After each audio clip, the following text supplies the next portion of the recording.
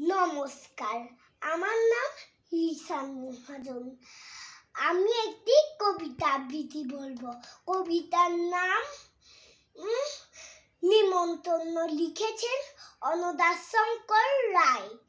যাচ্ছ কোথা চাংড়ি পুতা, কিসের জন্য নিমন্ত্রণ? বিয়ের বুঝি না বাবুজি, কিসের তবে ভজন হবে? শুধুই ভজন, প্রসাদ ভজন। কেমন প্রসাদ? যা খেতে স্বাদ। কি খেতে যাও? ছানার পোলাও। ইচ্ছে কি আর সরপরিয়ার। আহ কি আইয়েস, লাভলি পায়েস। এই কবলি খিলকতলি।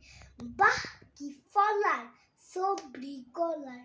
এবার থামো ফজলি আমো, আমিও যাই না মশাই। ধন্যবাদ।